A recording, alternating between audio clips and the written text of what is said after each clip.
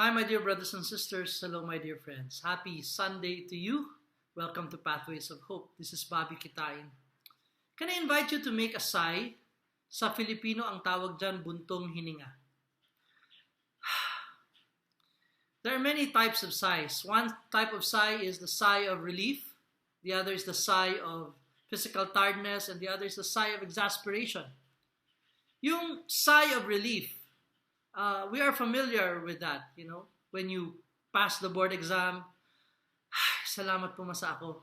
Or when you win in the lottery, sigh of relief.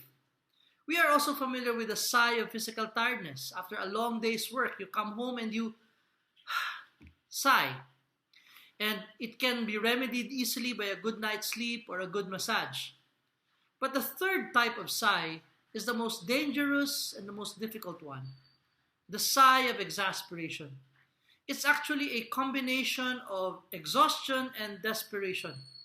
When we are exhausted, we're tired, but at the same time we're in despair, we're losing hope. Pretty much like many of us probably nowadays because of this pandemic. Tumatagal ng tumatagal, nakakapagod na rin. We get tired and we're getting hopeless. When will this ever end? It can be very tiring. Others are getting tired because they're running after things in their life, running after that promotion, making that marriage work, getting that business off the ground. These are things which tire us, and sometimes we sigh out of exasperation. But the real reason why we are tired in running after these things is perhaps because we think it's all dependent on us. Nakasalalay lahat sa atin. When we think that way, when we think that everything depends on us, it becomes burdensome, it becomes more difficult, and it becomes more tiring. And that's why the invitation of Jesus today in the Gospel of Matthew is a very, very welcome relief for all of us. He invites us to come to Him and to find rest in Him. What is Jesus saying here? What is Jesus saying here is this. Hey, it's not all on you. It's not all dependent on you. Your success, your family, your marriage, your business, your career, it's not all dependent on you. The world tells you that, hey, it's all on you.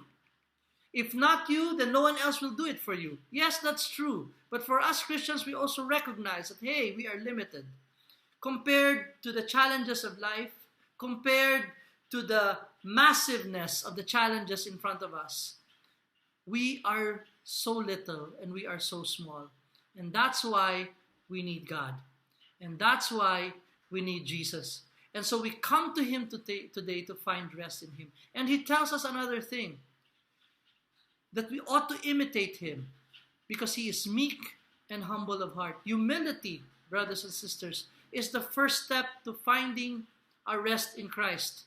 It's recognizing in humility that we are not enough to overcome the challenges of life, that we need Him in our lives. When we humble ourselves before Him and we recognize how little we are compared to life, and we recognize how much we need God in our lives, then we can rest. We can find rest in Jesus. We can rest from worrying because it's all in His hands. We can rest from fears. We can rest from our anxieties because it's all on Him. We just need to work with Him, do our part, be the best that we can, but at the end of the day, it's Him who matters. We are able to find rest in Him because when we are yoked with God, we know there is nothing that the world throws at us that will ever overcome us. Rather, we can overcome the world. My dear friend, today it's Sunday. It's a good day to rest. God bless you.